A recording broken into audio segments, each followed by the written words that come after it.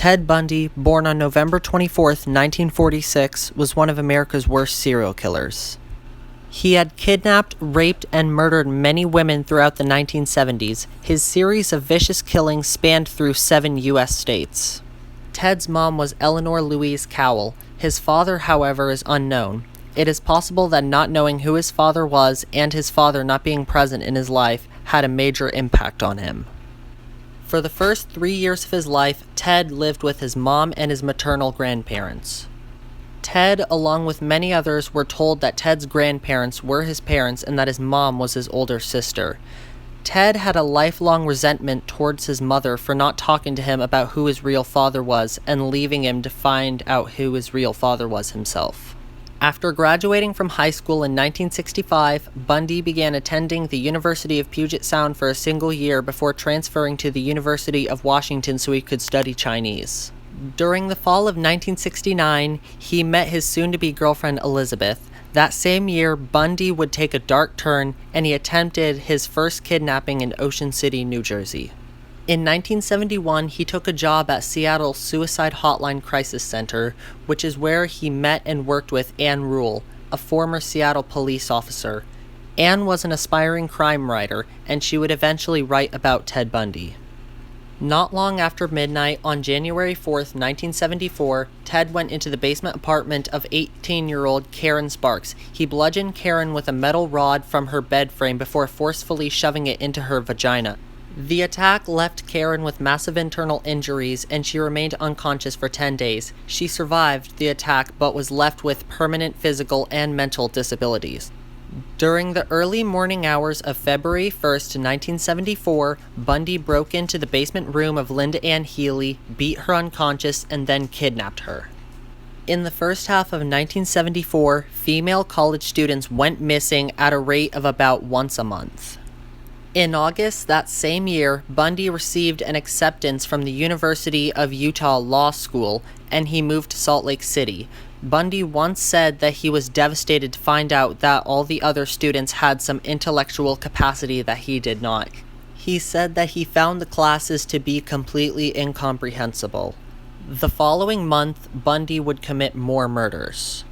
On September 2nd, he raped and strangled to death an unidentified hitchhiker in the state of Idaho.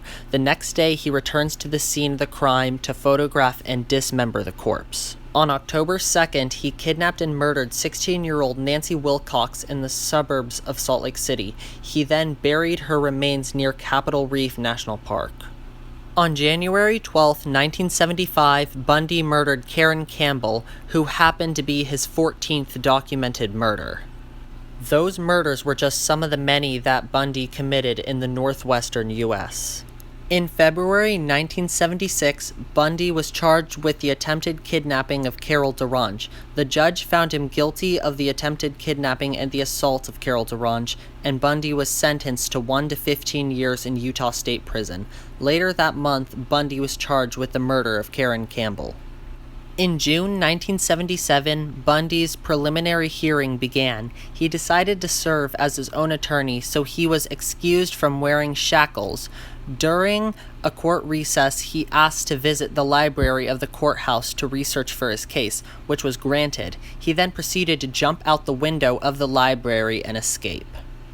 Bundy would later make another escape, but this time it was from prison. By losing a lot of weight, carving out the light fixture in the ceiling, he then proceeded to crawl through the ceiling and escape from the prison. Bundy then stole a car and drove to Chicago. His escape was not discovered until noon on December 31st, 1977, but by then, Bundy was already a long way away from the prison. From Chicago, Bundy traveled by train to Ann Arbor, Michigan. 5 days later, he stole a car and drove to Atlanta, Georgia. He then boarded a bus and went to Tallahassee, Florida. During the early morning hours of January 15, 1978, just 1 week after Bundy arrived in Florida, he entered the Chi Omega sorority house at Florida State University, and at about 2:45 a.m., he bludgeoned 21-year-old Margaret Bowman with a piece of firewood while she slept. He then entered the bedroom of 20-year-old Lisa Levy and beat her unconscious, strangled her, tore off one of her nipples, and bit her left buttock so hard it left imprints of his teeth. and then he sexually assaulted her. He then attacked Kathy Kleiner and Karen Chandler. However, Kathy and Karen survived the attack. Not long after leaving the sorority house, Ted broke into a basement apartment 8 blocks away and attacked Cheryl Thomas, dislocating her shoulder and fracturing her jaw and skull in 5 places. She survived the attack but was left with permanent deafness and equilibrium damage that ended her dance career.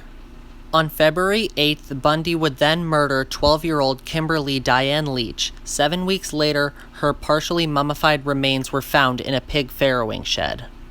In June 1979, Bundy was arrested and charged with the murders and assaults that took place at Florida State University.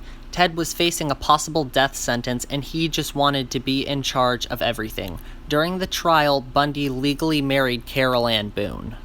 On July 24, 1979, after less than 7 hours of deliberating, the jury found Bundy guilty of the murders of Lisa Levy and Margaret Bowman, 3 counts of attempted murder, and 2 counts of burglary. For the murders of Lisa Levy and Margaret Bowman, Ted Bundy was sentenced to death.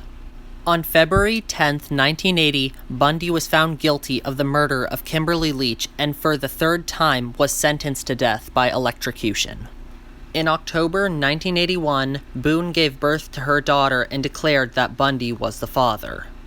In early 1986, an execution date was set for March 4th. He was eventually given a brief stay of execution and a new date for his execution to take place. In April, a new execution date was set for July 2nd. Bundy began confessing to murders and giving up information so he could postpone his execution.